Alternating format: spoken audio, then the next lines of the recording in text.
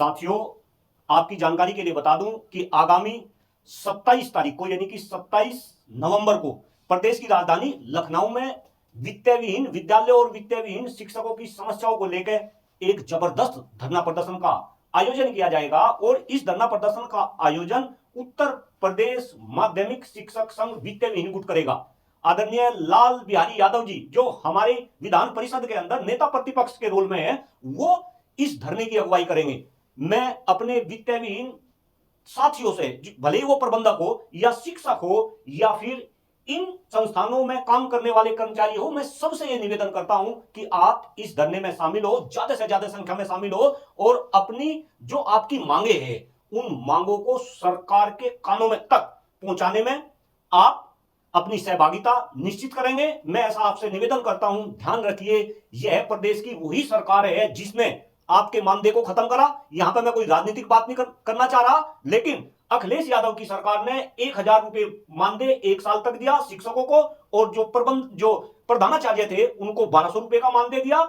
इस सरकार ने खत्म किया और कहीं ना कहीं ये वादा किया था कि अगर हम सत्ता में आएंगे तो हम ये छोटा मोटा मानदेय नहीं देंगे, कम से कम 25,000 रुपए मानदेय देंगे और धीरे धीरे शिक्षकों को और दूसरी सुविधाएं देंगे। लेकिन 25,000 का मानदेय तो दूर, ये तो जो मिल रहा था उस पर भी बात नहीं करते। तो कहीं ना कहीं संगठित हो, अपनी आवाज को आप बुलंद करो।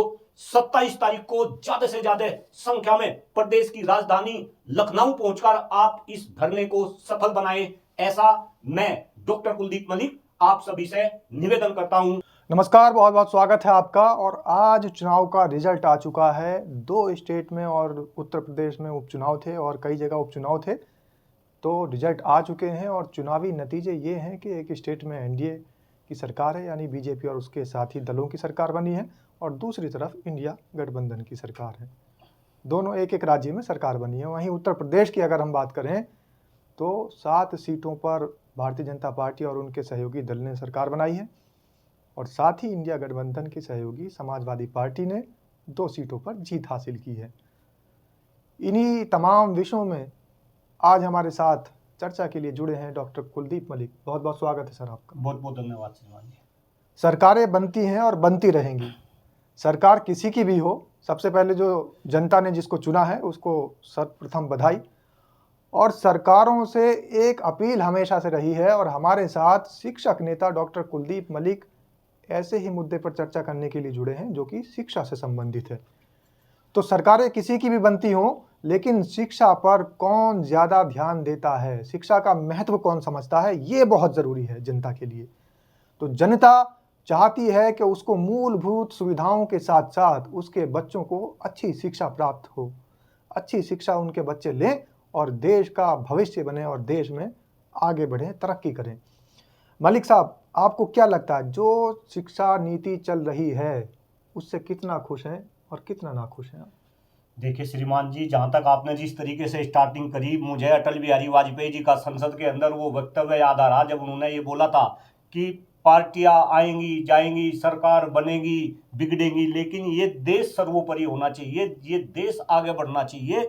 और चूंकि हम शिक्षा क्षेत्र की बात करने लगे, अगर देश बढ़ना है तो भाई देश को आगे बढ़ाने का तो केवल और केवल एक ही रास्ता है, वो शिक्षा क्षेत्र को आगे बढ़ाना।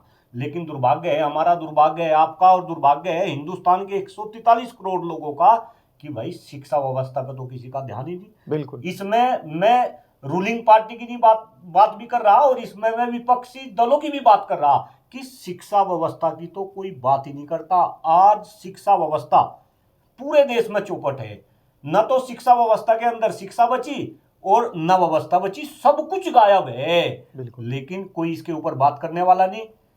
दुर्भाग्य है सब लोगों को यह भी पता कि आने वाले समय में अगर इस देश को बढ़ाना और खास तौर से इस देश को विकसित बनाना तो आपको शिक्षा व्यवस्था को मजबूत करना पड़ेगा। मलिक साहब, आज की चर्चा का विषय हमने शिक्षा सिर्फ इसीलिए रखा है क्योंकि आज देश संविधान दिवस के रूप में भी आज का दिन मना रहा है, और संविधान हमें ये राइट देता है कि एजुकेशन सबसे ज़रूरी है और हर घर में शिक्षा पहुंचनी चाहिए। आपको क्या लगता है जो ये प्राइवेटीकरण हुआ है, ये जो एक तरीके से शिक्षा इतनी महंगी कर दी गई है, ये महंगी शिक्षा क्या गरीबों से दूर नहीं है? स्कूलों में आप जाके देखिए, जितने भी बड़े बड़े स्कूल हैं, और ऑक्सफोर्ड की हम बात कर लें या और बड़े स्कूलों की बात कर लें, तो आखिर उन स्कूलों को, उन शिक्षकों को या मैनेजरों को इतनी महंगी शिक्षा क्यों देनी पड़ रही है? वो विवश है इस महंगी शिक्षा देने के लिए, या फिर पैसा कमाने की होड़ लगी हुई है? नहीं नहीं नहीं, बिल्कुल बिल्कुल, मैं आपकी जो लास्ट स्टेटमेंट आपने दिया, मैं इस बात से पूर्ण रूप से सहमत हूं कि कहीं ना कहीं शिक्षा को व्यवसाय बना दिया जी, और जब शिक्षा को व्यवसाय बना दिया तो जो व्यापारी होते हैं, जो व्यवसाय करने वाले होते हैं, उनका केवल और केवल एक ही गोल होता है कि वो ज्यादा से ज्यादा धन अर्जित करे। बिल्कुल। तो अगर धन अर्जित करना तो उसका बर्डन किसके ऊपर जाएगा? जो कस्टमर होंगे।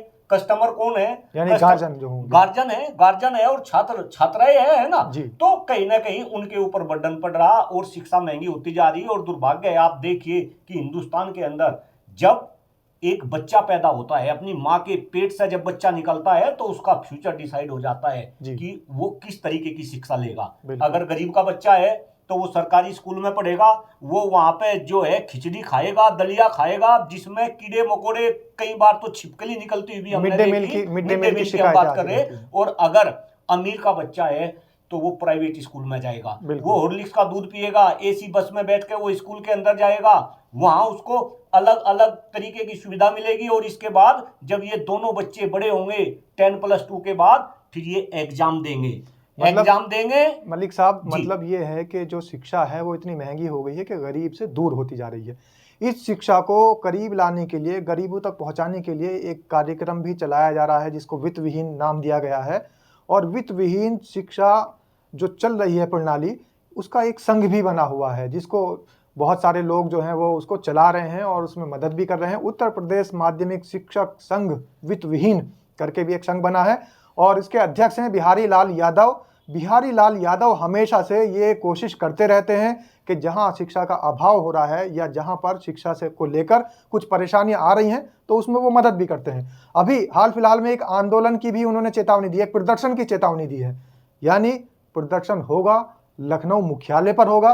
तो वो क्यों प्रदर्शन की आवश्यकता पड़ती है? बिहारी लाल यादव जैसे लोग लखनऊ इकट्ठा होकर और कॉल कर देते हैं प्रदर्शन की वित्त विहीन के लिए शिक्षक संघ के माध्यम से, तो जरूरत क्यों आके पड़ती है मलिक साहब? देखिए श्रीमान जी, जहां तक आप लाल बिहारी यादव जी की बात कर रहे हैं, फिलहाल वर्तमान में लाल बिहारी यादव जी विधान परिषद में प्रतिपक्ष के नेता है, समाजवादी पार्टी से है, शिक्षक कोटे से एमएलसी है बनारस से, और बहुत ही लंबा उनका संघर्ष है शिक्षा क्षेत्र को लेकर। और खास तौर से चूंकि वित्त विहीन की आप बात कर रहे हैं, सबसे पहले तो मैं ये बता दूं कि भाई आज पूरे प्रदेश के अंदर लगभग 25,000 वित्त विहीन के विद्यालय है। बिल्कुल। और इनमें लाखों की संख्या में, कई लाख शिक्षक इसमें कार्यरत है और लाखों की संख्या में इनमें छात्र पढ़ रहे हैं।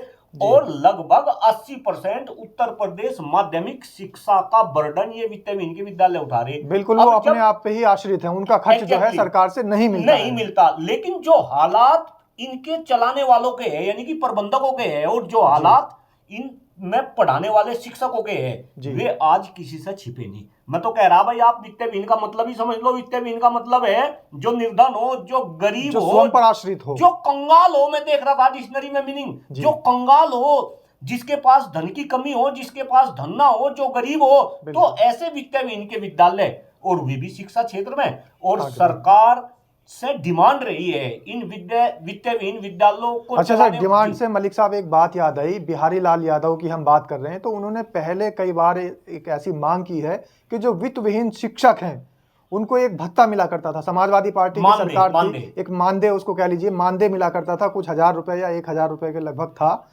तो वो भत्ता उनका खत्म हो गया है। तो हालांकि सरकार ने जो था ये कहा था कि उसमें हम बढ़ा करके 25,000 रुपए तक देंगे, तो क्या वो मिल रहा है आज? नहीं, बिल्कुल बिल्कुल, आपने बिल्कुल सही कही।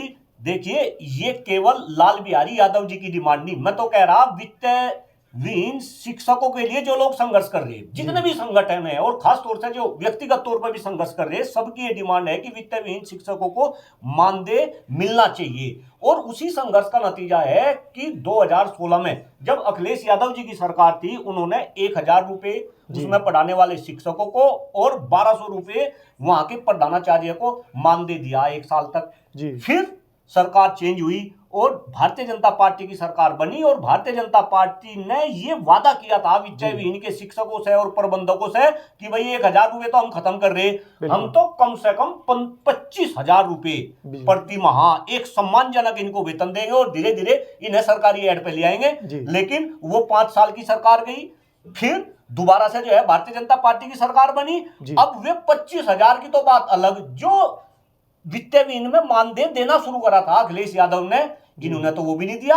और सबसे बड़ी बात, जिस तरीके से शोषण हो रहा, आज शिक्षा क्षेत्र का शोषण हो रहा, प्रबंधकों का शोषण हो रहा, अध्यापकों का शोषण हो रहा, इन वित्तीय विहीन में पढ़ाने वाले जो है कर्मचारियों का शोषण हो रहा, काम करने वाले कर्मचारियों का, भाई ये तो किसी से छिपा नहीं। और यही कारण है कि 27 तारीख में एक बहुत बड़ा आंदोलन लखनऊ के अंदर आदरणीय लाल बिहारी यादव जी के नेतृत्व में होगा। भारी संख्या में शिक्षक और कर्मचारी वित्तीय विहीन के उसमें भाग लेंगे और कहीं ना कहीं सरकार की बंद आंखों को खोलने का काम करेंगे। जी, शिक्षा का क्षेत्र निजीकरण होने की वजह से दिन ब दिन महंगा होता जा रहा है, इसमें कोई दो राय नहीं है। लेकिन शिक्षा गरीब तक कैसे पहुंचे, कुछ एक कार्यक्रम वित्त विहीन जैसे भी चलाए जा रहे हैं। और इसी के संबंध में 27 नवंबर 2024 को लखनऊ के इको गार्डन में बिहारी लाल यादव जो शिक्षक संघ है और वित्त विहीन का, उसके माध्यम से उन्होंने आह्वान किया है कि 27 नवंबर को इको गार्डन पार्क लखनऊ में भारी से भारी संख्या में पहुंचे। तो देखने वाली बात यही आएगी कि आखिर ये शिक्षक संघ वित्त विहीन के लोग 27 नवंबर को आखिर इकट्ठा हो पाते हैं और जो इनकी मांगे हैं सरकार उनको मानती है या नहीं, देखने वाली बात रहेगी। धन्यवाद। धन्यवाद सर। बहुत बहुत धन्यवाद साहब।